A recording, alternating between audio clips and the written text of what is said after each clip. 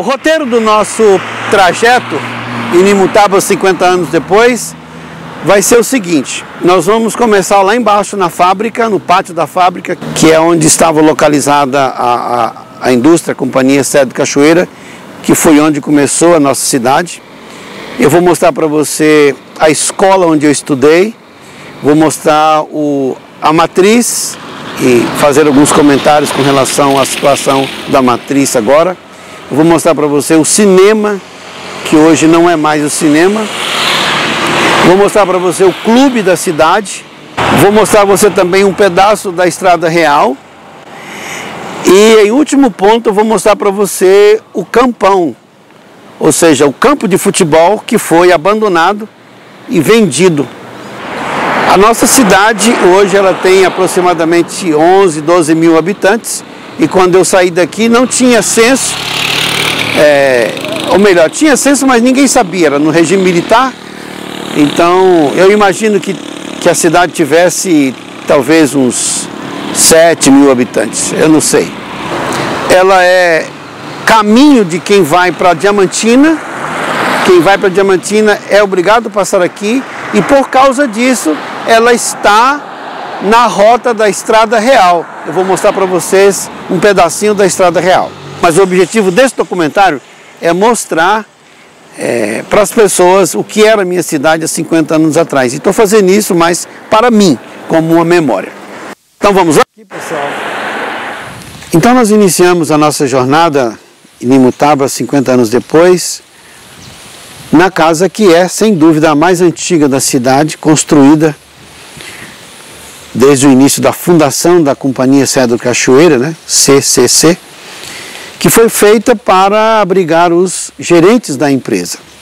Com esta utilidade, ela foi usada até 1921, quando foi construída uma outra casa mais moderna, espaçosa, confortável, que eu vou mostrar para vocês daqui a pouco. Esta casa, ela hoje está sendo usada como Casa da Cultura e escritório local da Emater. Como você vê, ela está bem conservada. Esta casa é importante para mim por dois motivos. Primeiro, porque foi aqui que eu tive a primeira experiência com trabalho, né? Eu era ajudante de serviço da dona Priscila Lima, que era esposa do Viriato, que também havia sido gerente da empresa. E as suas filhas, dona Marta e a dona Lucinha, foram as minhas primeiras professoras no grupo escolar Dr. Pacífico Mascarenhas. E a outra curiosidade dessa casa é que o seu porão, há indícios de que ali foram abrigados os escravos. O que não deve ser nenhuma surpresa, nós estamos falando aqui em 1872, quando a empresa teve início a sua operação industrial, né? E com certeza ela foi construída com trabalho escravo. Então não é de se admirar que aqui tenha sido uma senzala dos escravos. Então aí está a nova casa, construída em 1921, em substituição à casa antiga, que é aquela que eu mostrei anteriormente. E esta casa foi usada até o final dos anos 90 e hoje ela é utilizada pela municipalidade, como a gente pode perceber aqui na placa, como jardim de infância. E o nome foi dado em homenagem a Alice Magalhães Mascarenhas, que com certeza é uma membra da família, né, que construiu a fábrica. Os Mascarenhas são uma família importante que veio de Portugal e começaram essas atividades aqui no ramo da indústria têxtil. Esta é a chaminé da empresa. Eu não sei exatamente a altura dela, mas ela foi construída em 1946. As 3 letras C, que significam Companhia Cedro e Cachoeira, que era o nome que a nossa empresa, a Companhia Cedro Cachoeira, tinha. Uma curiosidade acerca desta chaminé é que ela foi construída com o trabalho dos nossos pais. Meu pai trabalhou na construção dos tijolos que foram utilizados nesta chaminé. Aí está fachada da companhia, que é a entrada da empresa onde ficava o cartão de ponto. Infelizmente ela foi destruída, não sei por que motivo. E aqui nós temos 3 portas. Um era o escritório, essa de cima era o consultório, a outra era o escritório do Nicodemos, e aquela lá embaixo, que eu vou dar um zoom aqui para você ver, era a sala do gerente, que no meu tempo era o Antônio Augusto Fiuza. Foi o que me despediu depois de 3 semanas de trabalho. Então eu trabalhei nessa empresa. Aí bem no meio desse vão aí, acredita se vocês quiserem, mas aqui era onde passava a Estrada Real. Ela passava aqui e seguia na direção de Diamantina. Então veja você que a nossa cidade ela nasceu às margens da Estrada Real. Isso que você está vendo aí é a Rua da Magnólia. E se você observar do lado esquerdo, existe um muro da companhia. Na verdade, e aí está passando um carro, na verdade esta aqui era por onde passava a Estrada Real. Interessante, né? Esse era o caminho da Estrada Real. Agora eu vou mostrar para você um pedaço da praça, para você ver de que forma ela está sendo usada. Todos esses galpões e repartições aqui estão sendo utilizados pela prefeitura, que transformou a praça num depósito. Aqui você encontra todo tipo de coisas. Carro abandonado, carro queimado, equipamento de terraplanagem, etc. Eu acho que essa praça ela deveria ser preservada para que as pessoas da cidade pudessem utilizá-la como turismo, recreação, né? Aí está. Você vê, tem máquina, ônibus, equipamento abandonado. É um sinal de desrespeito à história da cidade, descaso, abandono e má administração. Aqui era onde a água ela era meio que filtrada através de uma espécie de grade, antes que ela entrasse num tubo, e este tubo levava esta água até lá embaixo dentro da indústria, e ela girava uma roda bem grande, e essa roda então fazia gerar energia num gerador. Porque aqui aconteciam os jogos do time de futebol de salão da Companhia Serra do Cachoeira, e esses jogos eram realizados normalmente aos sábados. A nossa cidade tinha um time de futebol de salão muito bom. E como você vê, esse campinho está totalmente abandonado. O gol dá a ideia do grau de descuido, desleixo e abandono que está o nosso anteriormente chamado de campinho. Esta aqui é a entrada da fábrica. Você vê aí o campinho, ou campinho.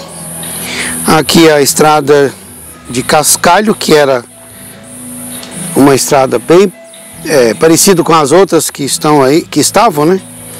Lá embaixo tem o pátio. E aqui esse monstrengo que eles fizeram aí, sabe aquela coisa, o elefante branco? É essa coisa aqui, é uma quadra que eu nunca vi ser usada, é uma quadra de esporte. Este então é o pátio da fábrica, que hoje se transformou num pátio de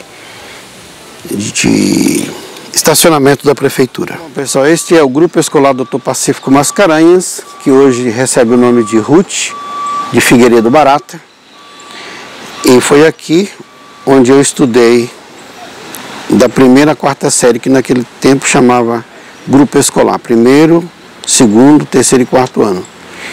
Eu estudei aqui durante 4 anos, entre 61 e 65, quando a escola foi desativada, porque no governo do Magalhães Pinto, em 65, foi construída uma outra escola lá em cima, e esta aqui ficou só para jardim da infância. Como você vê, ela está totalmente preservada. Então, pessoal, isso aí foi o que sobrou do clube da cidade. É o outro patrimônio histórico da cidade que está aí. Hoje eu nem sei para que, na verdade, ele serve. Aqui foi onde eu tive contato com televisão pela primeira vez, em 69, quando chegou a televisão preto e branco, para a gente assistir a Copa, a eliminatória dos anos 70, né, que aconteceria no México, quando o Brasil seria tricampeão. E este era um dos pontos de encontro das pessoas aqui da cidade, onde a gente dançava. Tinha as horas dançantes aos domingos e baile normalmente aos sábados à noite. Então ele faz parte da história, da cultura da cidade, porque é aqui que as pessoas se divertiam, né? Tinha uma pista bem grande de dança. O fato é que ele está totalmente descaracterizado, mas é uma pena que ele tenha chegado a essa situação. Isso aqui era o cinema da cidade e ali funciona a Câmara Municipal da cidade. Aqui a gente se divertia às quarta-feiras e aos sábados, talvez aos domingos também, com filmes do Durango Kid e do Tarzan. A tela era bem pequenininha, preto e branco. Tá aí, o antigo cinema da cidade. Então, pessoal, esta aí é uma das poucas, se não a última casa que está intacta totalmente, que pertencia à época da fábrica. E aqui morava o José Nicodemos, que era um funcionário da empresa, Companhia Tecilar Sete Cachoeira.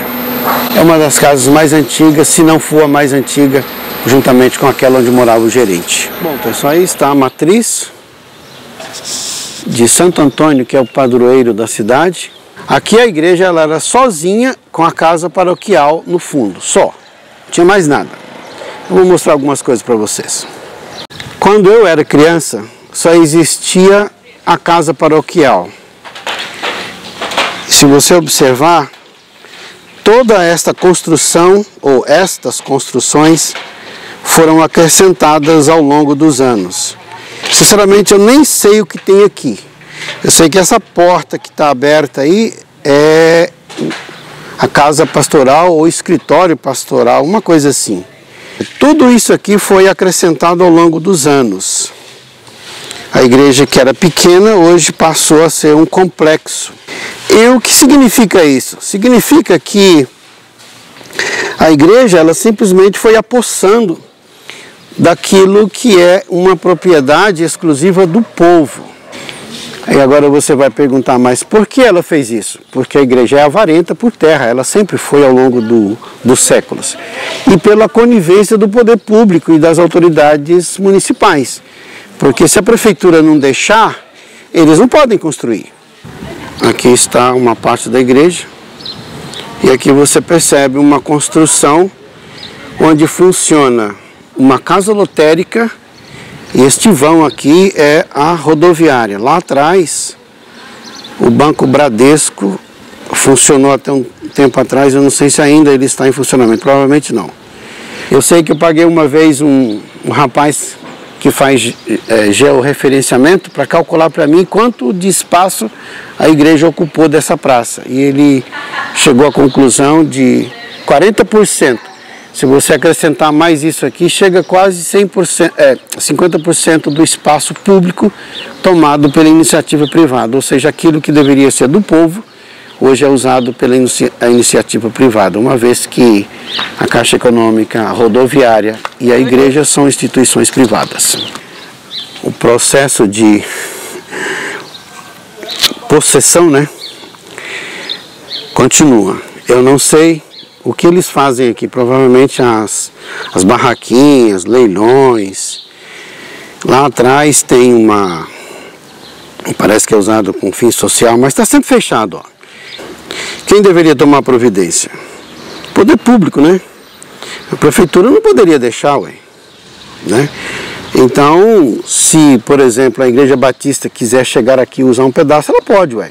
Se a régua for essa, pode. Se a a Igreja da Assembleia de Deus quiser vir aqui usar um pedaço, também pode, né? Se essa for a norma. Então aí está. É claro que muita gente vai me crucificar por causa disso, mas o que é certo, né? A praça é do povo, como diz Olavo Bilac, assim como os ares pertencem aos pássaros. Então, pessoal, esta aqui é a Cava do Alto. Ela tinha e tem esse nome porque isto aqui faz parte da Estrada Real. E na época que eu era criança, isto aqui era uma cava. Ela tinha esse nome porque para passar a carruagem do rei, ou das autoridades da época do Brasil colônia e império, né?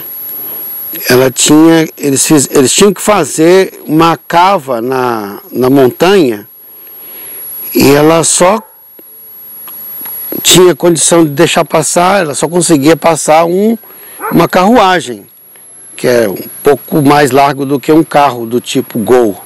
Por isso o nome de cava. Então aqui era e ainda é uma cava, não tanto quanto era antigamente.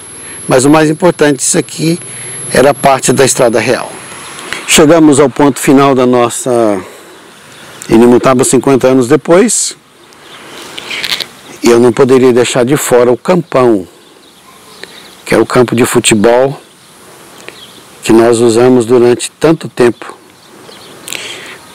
A Companhia Sede Cachoeira tinha um time muito bom, muito famoso, conquistou vários títulos, muitas vitórias, e ele era de terra, gramaram, eu não sei quem foi que gramou, depois colocaram alambrado, plantaram eucalipto para dar sombra para as pessoas, já que não tinha arquibancada, nunca teve. E eu assisti, tive o privilégio de assistir muitos dos ícones do futebol local jogar aqui, naquele campo terrível de terra. Tinha um pedacinho dele que tinha pedra, todo mundo corria das pedras.